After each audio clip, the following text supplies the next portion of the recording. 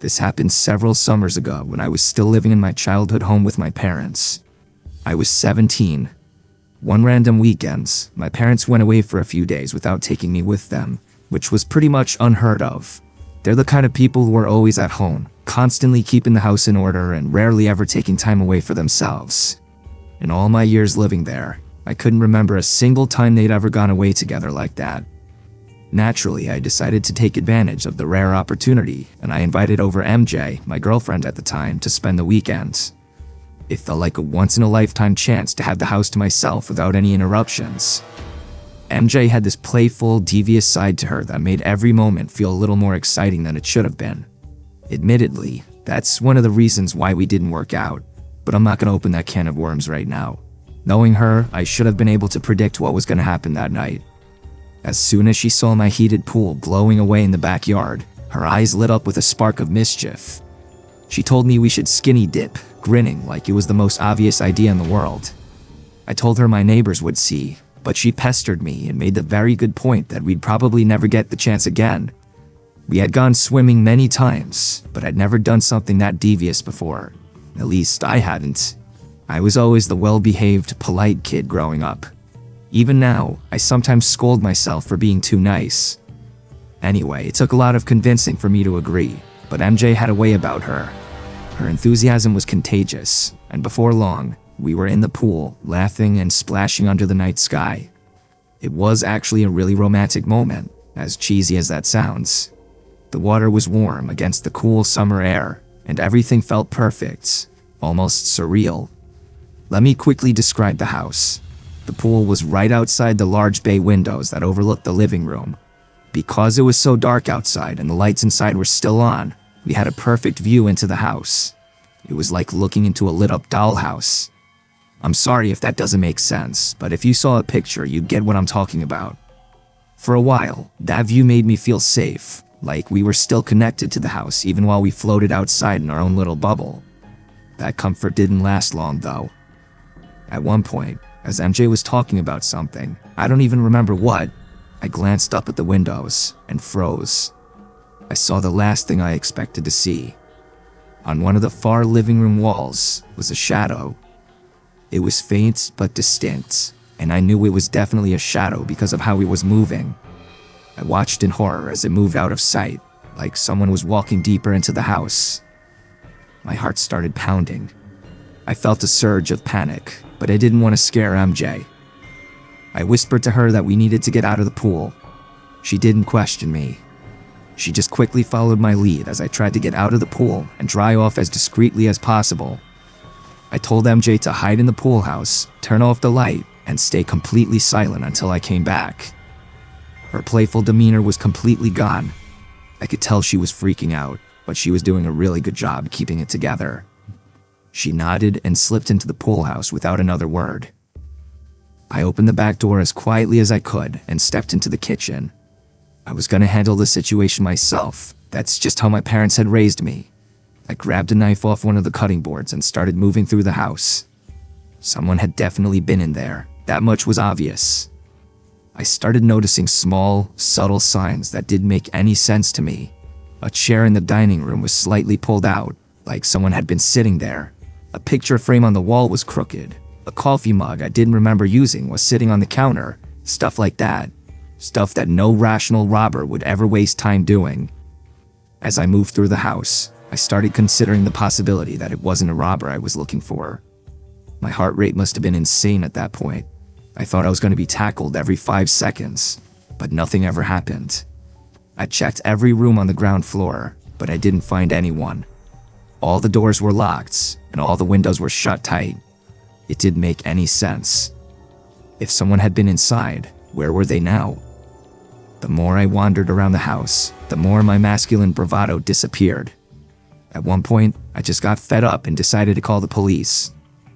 They arrived quickly and did a thorough search of the house and yard, but they didn't find anything either. No signs of forced entry, no footprints in the backyard, nothing. They couldn't even come up with a legitimate method of entry. One of the officers suggested I might have scared off whoever it was, but I wasn't convinced. At a certain point, it was too late at night to do much else. The police left. MJ and I were too scared to stay in the house, but we didn't have another option. We locked every door, barricaded the bedroom, and tried to get some sleep.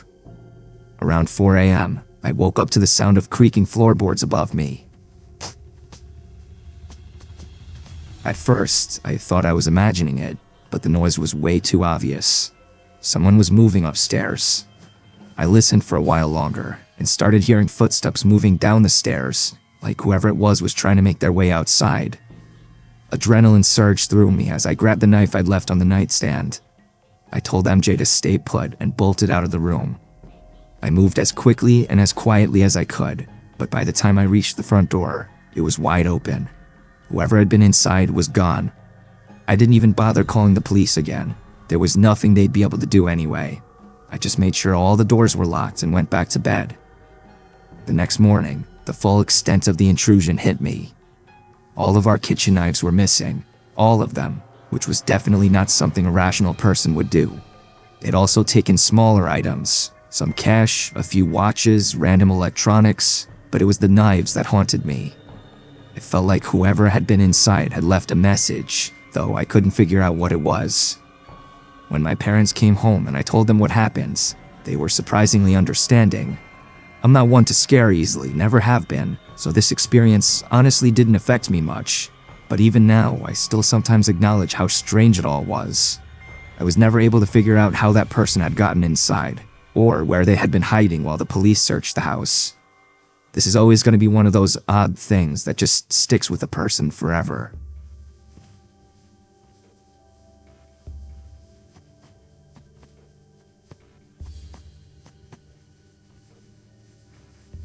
This happened last year during Hollywood Bash weekends. I go to Rowan University, and for anyone who doesn't know, Holly Bash is Rowan's big spring festival, kind of like our own mini Coachella. It's held every April on Hollybush Green, right near the historic Hollybush Mansion. There are carnival rides, food trucks, lawn games, and a concert with a surprise headliner. The whole campus shows up. It's supposed to be the most fun day of the year. I was a sophomore at the time, and like a lot of other students, I stayed out late that night. Rowan's in a pretty quiet suburban neighborhood. Glassboro doesn't really feel dangerous, even at 2 in the morning. That's probably why I didn't think much of it when I left my friend's dorm and started walking back to Chestnut Hall alone. What I didn't know was that earlier in the night, around 12:30 a.m., a group of masked people, like 10 of them, maybe more, had been seen banging on doors and riding bikes around campus, including outside Chestnut. I personally never saw that firsthand, but apparently it was alarming enough that people were posting about it online while it was happening. I didn't check any of that stuff. I was just trying to get back to my dorm. So it's about 2:30 a.m. I swipe into Chestnut Hall, go inside, and I'm walking towards the stairs when I notice someone sitting in the lounge. That alone isn't weird.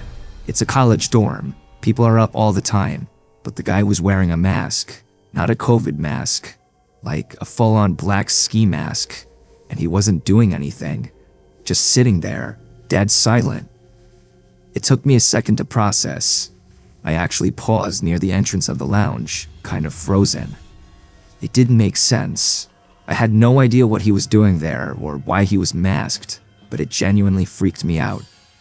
And then, he jumped off the couch and turned towards me in one quick motion. I didn't even think. I ran down the hall and ducked into the nearest bathroom, locking the door behind me. I must have stayed in there for at least 5 minutes, long enough to hear the hallway go completely silent again. I didn't want to seem paranoid, but my gut was screaming at me. Eventually, I cracked the door open and peeked out. No one was in the hall. I thought maybe he had left. I stepped out. I didn't want to sprint and freak myself out even more, so I just walked toward the other exit. That's when I saw him again. He was still in the lounge, still masked, and this time, he was directly across from where I had to walk. His bike was leaned against the door, and there was a chair wedged between the wall and the frame, like it had been jammed there on purpose. I had pepper spray on my keychain. I pulled it out and held it in front of me. I didn't aim or threaten him. I just showed that I had it, hoping it would be enough. My heart was pounding so hard I could hear it in my ears. I walked past him. He didn't try to stop me. He didn't even flinch. It was like he wanted me to see him, like the fear was the whole point. I didn't look back. I pushed the other door open and left the building. I was halfway to Magnolia when I heard the sound of bikes behind me. 3 more masked people rode up next to me. They didn't touch me or try to grab me, but they were heckling me, laughing, saying things I couldn't make out. I know that sounds pretty harmless on its own, but a few of them were waving around what looked like guns, which was the part that freaked me out the most. I guess they could have been fake or airsoft guns even, but it was clear that they were trying to intimidate me. I tried to ignore them, but I could feel how close they were riding, just barely out of arm's reach. I made it to Magnolia and texted my friend to come meet me outside. He walked me back to Chestnut, and that made me feel a lot safer. Luckily, the bikers were gone by then. I didn't call the police that night. I wasn't hurt, but I was really scared. I can't even fully explain why. It wasn't until the next morning that I told my mom everything. She ended up reporting it, and later that night, some of my guy friends texted me that they'd also been approached by a group of masked guys, and a few of them had pulled guns. Nobody was hurt, but it was enough that campus police started taking it seriously. I've heard a lot of rumors about who those guys were. Some people think it was just a bunch of local kids trying to scare people. It's just the gun detail that freaks me out. It's likely that a group of armed, non-students had somehow made their way into my dorm that night, the place I live. I've been scared to walk home alone ever since.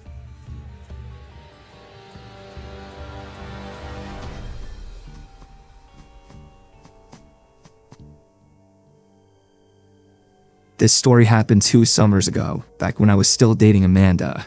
I've kept it to myself for a while, not because it's embarrassing or anything, but because I didn't want to risk unintentionally doxing her or her family. Now that we've been broken up for over a year, I think it's safe to talk about it. At the time, Amanda was working as a camp counselor for a summer program in the city. It wasn't exactly close to home, about a 25-minute drive from her quiet, wealthy suburban neighborhood.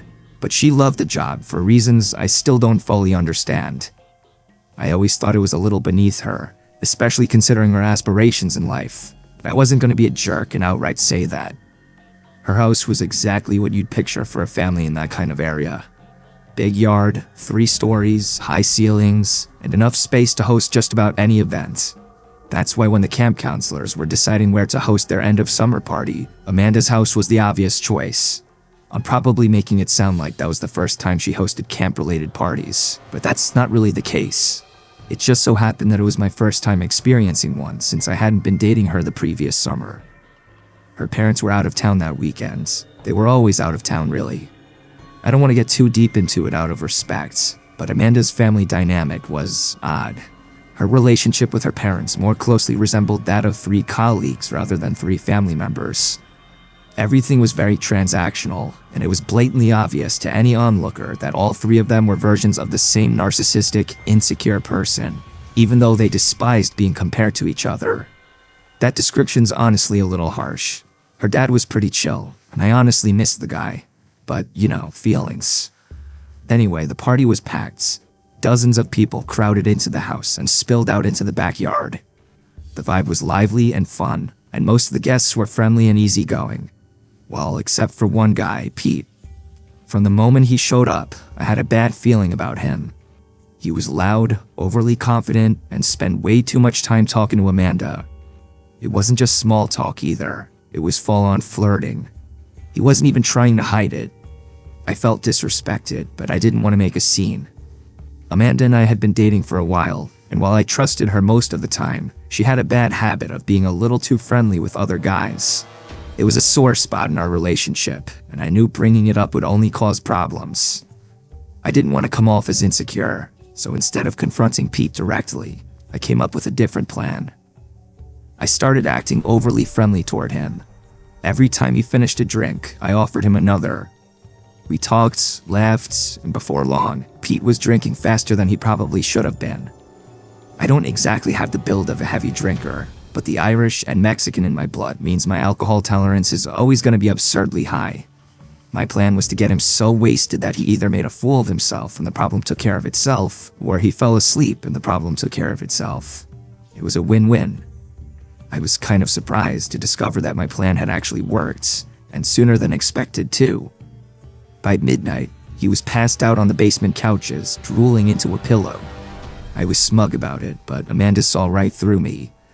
She accused me of doing it on purpose, which I denied.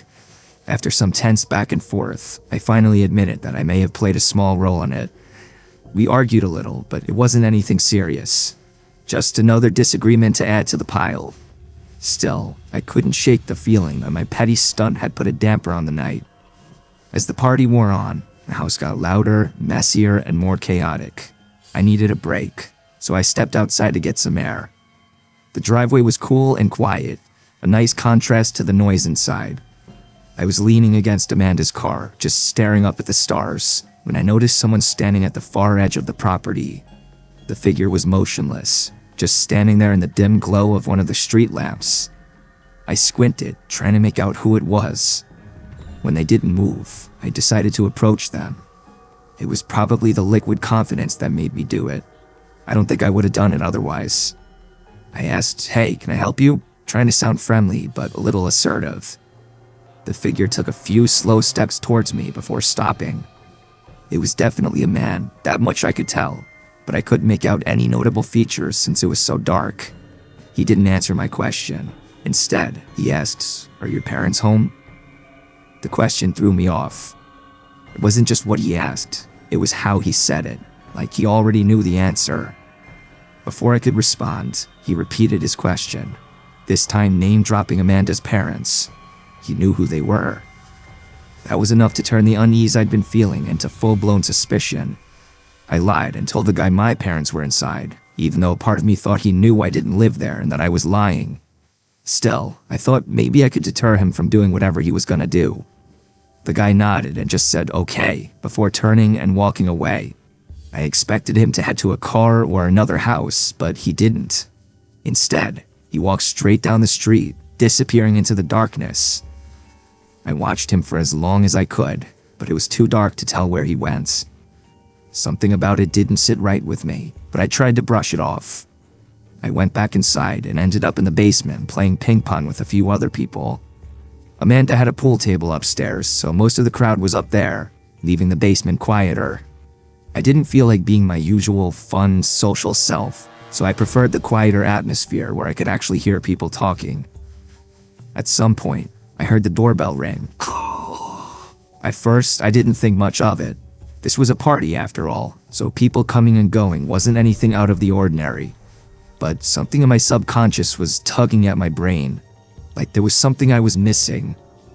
As I stood there, mindlessly slapping a ping pong ball around, I realized what it was. Amanda had instructed everyone to come through the back door, which didn't even have a doorbell. That meant someone had come up to the front door, which wasn't supposed to happen. I excused myself from the game and headed upstairs, knowing I was probably overreacting, but wanting an answer. As I walked past Amanda's room, I noticed she was passed out on her bed, completely oblivious to the chaos around her. That's when it hit me. I was probably the only somewhat sober person left in the house. I turned her bedroom light off and gently shut her door, trying not to disturb her. When I got to the front door, a girl named Bella was standing there. I asked if she knew who had rung the doorbell.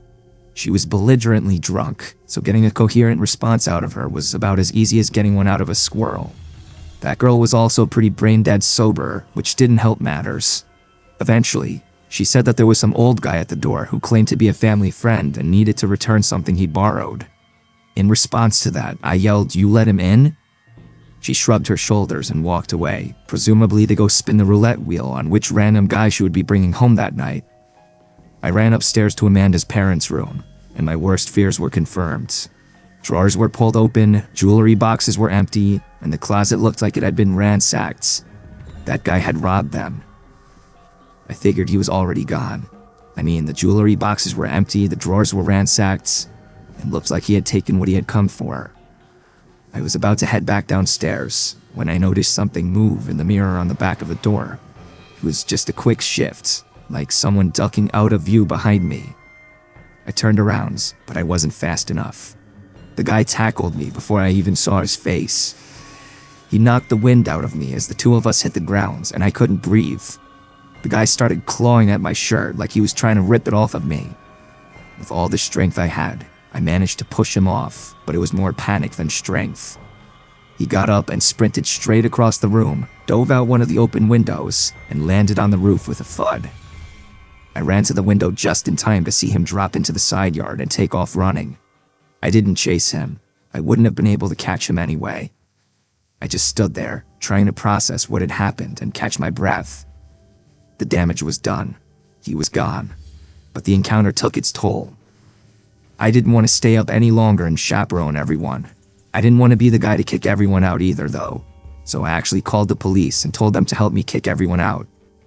Most of the local officers knew Amanda's family, so it wasn't like they were going to arrest anyone or do anything drastic. The cops came and kicked everyone out, and I secretly thanked them for their help. After they left, I went downstairs, slapped Pete awake, and told him he had to find some way home. He threw up before calling an Uber. The next morning, Amanda had no choice but to call her parents and tell them what had happened. They were furious, as anyone would be, but Amanda didn't seem to care.